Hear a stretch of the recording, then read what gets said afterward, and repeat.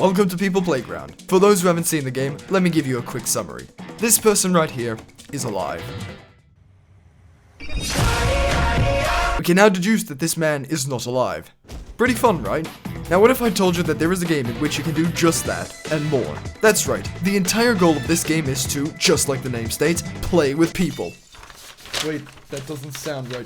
Play with the lives of people, using this realistic and lifelike mechanic demonstrated not too long ago. Let's have a little bit of fun, shall we?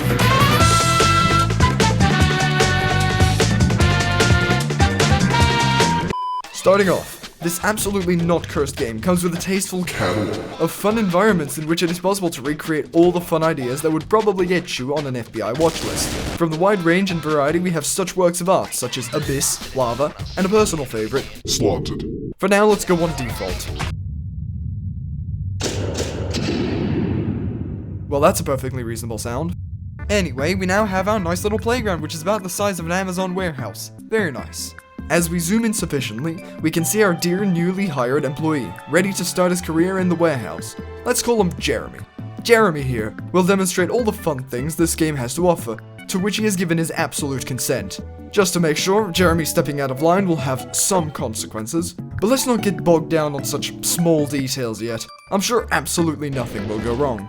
Let's bring in the first cornerstone of technological innovation. The generator.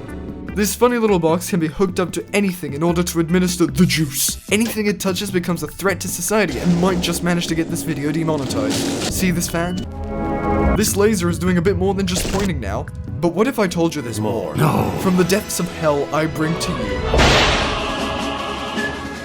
this long-distant cousin of the Wii generator, as you may have noticed, is a little more girthy. To the point where just throwing it is a life-threatening situation. Once powered up, it starts jumping around in excitement for the next thing it will brutally murder, unloading the entire electrical network of New York onto. Anything this beautiful piece of German engineering touches will become a federal threat and will carry the potential of erasing all of Belgium in an instant. Our little laser from before went from cooking our employees at a nice medium rare worthy of Gordon Ramsay's kitchen to moderately burning them. As you may have noticed, our dear employee Jeremy has been lightly injured and will be given a few days of unpaid recovery. So we now have a laser capable of interstellar annihilation, but let's get a little more creative. This is a rotor. Its purpose is to spin. Look at it go! Now what if I were to attach this war crime inducing weapon of mass destruction to this here Rotator? Just no-clip the generator into it and... shit. The laser is too big and the generator is too thick. However, this isn't a problem thanks to the one and only resize button, which can expand. Now our beautiful rotor can easily spin. Let's see it in action. Let's test the spinning ball of death on some employees who tried to unionize.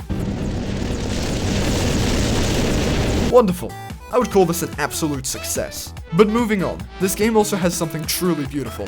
The mini thruster. This small little thing will fly all over the place and would make Papa Basil's proud. One problem though, it's small. Hold on, let me try something. Huh, that's weird. So the boost level doesn't change. At least it looks it. But when we test that theory on dearest Jeremy here, who is temporarily replacing the less fortunate Jeremy... oh. I'm sure you will be fine. Regardless, that was only the appetizer, because here comes the main dish, which is the thruster. This marvelous machine is everything the mini thruster aspires to be. This is in fact so hard to control that its only purpose is to create little mechanical flies by connecting a generator to it. Wonderful. With this, you can now efficiently heat your $1 million mansion in Los Angeles. Now I wanted to show the vast panel of weaponry included in this game. However, due to staff shortages, we've replaced all our employees with robots. Saves on costs and improves reliability, you know? These fellas though are a little tougher than their counterparts, so we must get creative. Allow me to demonstrate. Let's take this normal revolver from the 1861 American Civil War and try to do something. As expected, I've seen words hit my poor little heart harder. But here's where it gets interesting. Let us stop the flow of time. By pressing F, I fire the gun once. So what if I spammed it? With every press of the key, this piece of engineering grows closer and closer to the power of the sun, until... that's a lot of damage. But this man has already taken that compound V from the boys and is completely unscathed. Unacceptable. This requires for bigger guns, which are only legal in Texas if it was real, like this heavy sniper rifle. As you may see, a dent. Very good sign. Let's just do the old trick and... okay, yeah, there's no way he survived that. And just like that, he's no more.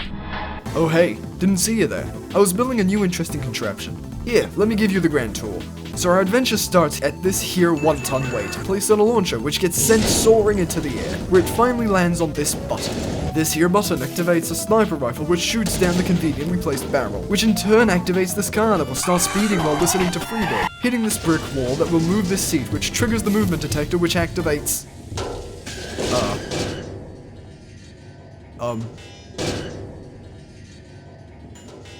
which finally activates this rotor, which pressed the button, which finally...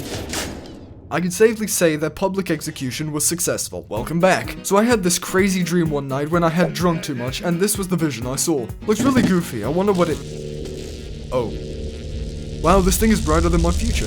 Maybe it's just a cool particle effect. Never mind.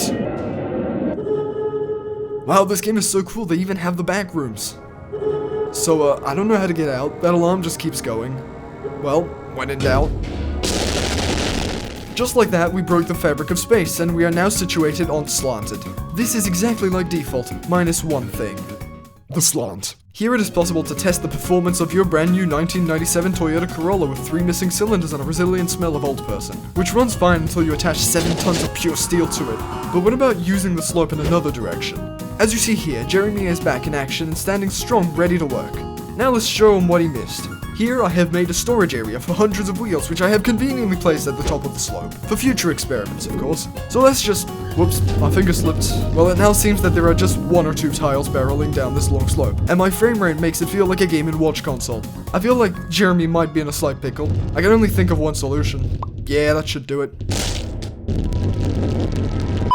Let's try some cursed tech. So as I was making this video, the devs released another update which brings an even more powerful thruster, the jet engine.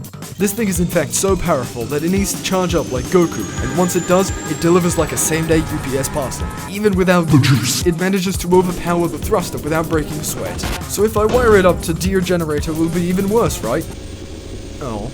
I guess it can burn and season employees at a slower and more delicate rate rather than immediately burning their soul.